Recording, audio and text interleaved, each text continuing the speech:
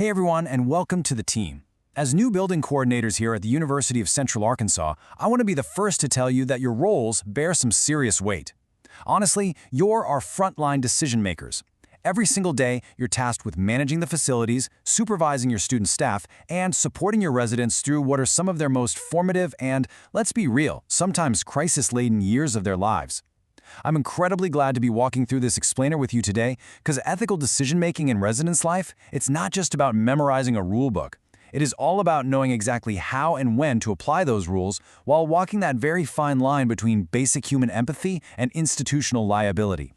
Okay, let's dive into this. Consider this your survival guide. We're going to move from your internal mindset all the way to an actionable checklist, covering cultivating critical thinking, the foundation of integrity, taking proactive initiative, and finally, the ethical decision framework.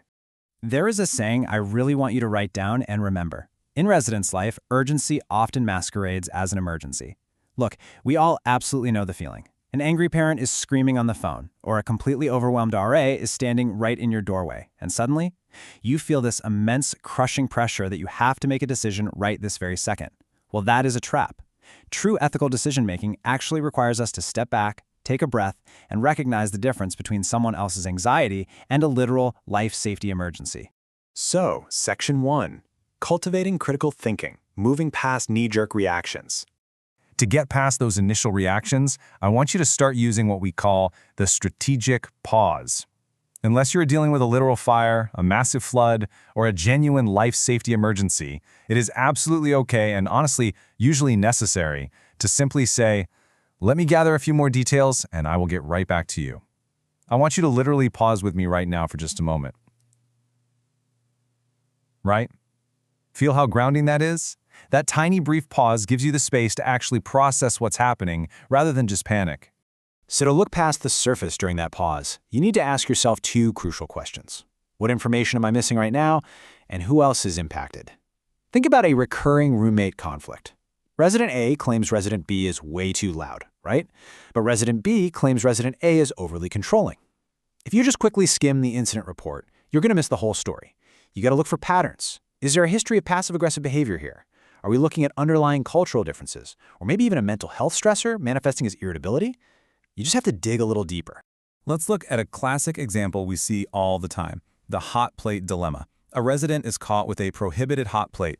Now, strict policy says it's a fire hazard, absolutely not allowed, got to be documented. But through thoughtful questioning, you uncover that the student is actually dealing with severe food insecurity and is just trying to cook cheap meals because they can't afford food on campus. And this brilliantly illustrates our core concept. Our policies, they live in black and white, but our students, they live in the gray. The solution here? You still enforce the policy and document the hot plate, but you also thoughtfully connect that student to the Bare Essentials Food Pantry and the Dean of Students office. You're solving the root issue, not just putting a Band-Aid on the symptom. To keep sharpening this critical thinking muscle, I highly recommend keeping a decisions journal. Just use a running note app on your phone. Right after a major incident, like a particularly tough conduct hearing or a messy facility crisis, just jot down a few quick notes. What worked? What policy felt super clunky in the moment? What are you going to do differently next time? Reflecting on your actual outcomes is for sure the best way to improve your future choices. All right, Section 2, the foundation of integrity. Consistency as your shield. Listen, integrity is the absolute bedrock of trust in your building. If your student, staff, and your residents don't trust you, the entire building culture just collapses. The biggest trap we fall into here is something called the halo effect. It is incredibly easy to give a free pass to a student leader, one of your RAs, or just a genuinely polite student who breaks a rule, while simultaneously throwing the book at a resident who is chronically difficult. Consistency is your shield against any accusations of bias.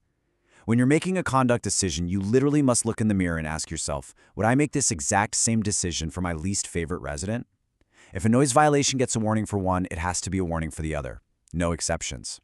Integrity also means holding the line on strict confidentiality. When a resident is moved out in the middle of the night, your staff is going to be curious. Do not, and I mean do not, give them the juicy details of the conduct violation. I know it's super tempting to vent or share the drama, but you can't. Instead, you say, I know you care about this resident, but out of respect for their privacy and university policy, I cannot share the details of their departure. Please direct any student questions to me. You've got to balance transparency with FERPA regulations and, frankly, just basic human decency. Another huge part of integrity is demonstrating consistency between your own words and your actions. You can't hold your student staff accountable to standards that you yourself don't even meet. If you tell your RAs that deadlines for intentional conversation submission forms are super strict, but you are constantly late submitting your own reports to the central office, yeah, your integrity is completely compromised. If you forget to submit a work order, just own it immediately. Say, hey, I dropped the ball on this and I apologize. Here is exactly how I am correcting it right now. True leaders take ownership. Moving on to Section 3, taking proactive initiative, separating managers from leaders. Taking initiative basically means identifying needs way before they become full-blown disasters. So let's say you notice that every single year, right around the first week of November, RA morale absolutely plummets and roommate conflicts totally spike. A proactive leader doesn't wait for that burnout. Next year, you take initiative. You host an RA appreciation dinner in late October. You pre-schedule some conflict resolution workshops for early November. And boom, by mid-November, you've completely bypassed the slump. That is what anticipating student needs actually looks like. Now, you are fully empowered to act independently regarding hall programming and low-level conduct for sure. But there's one golden rule, the no surprises rule.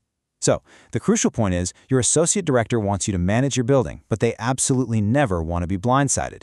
If a situation has even a tiny potential to escalate, upset a parent, or end up on your supervisor's desk, involve them before you make a final decision. Keep them in the loop.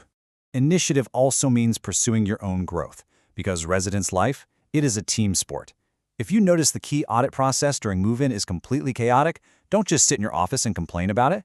Draft a new process, propose a better workflow, read higher ed publications like the Chronicle or Inside Higher Ed.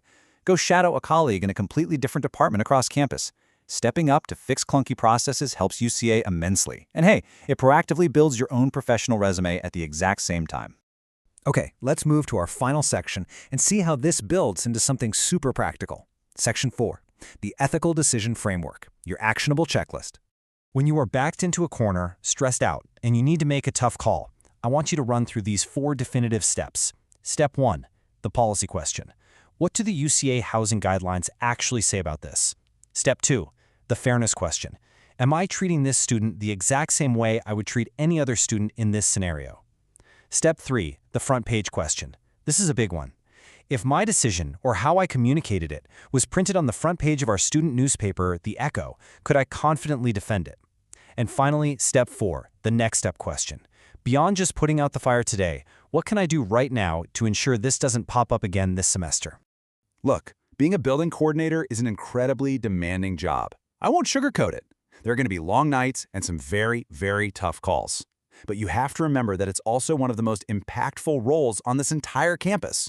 Your presence, your consistency, and your ethical leadership, they directly shape the culture of the University of Central Arkansas. You are a vital, indispensable part of this university's ecosystem. So I'm going to leave you with this final thought to take back to your halls today. The very next time an urgent crisis knocks on your door, will you let the anxiety take over and just react? Or will you take that strategic pause, rely on your framework, and truly lead? The choice is entirely yours. Use this playbook, trust your instincts, and let's have an absolutely incredible year.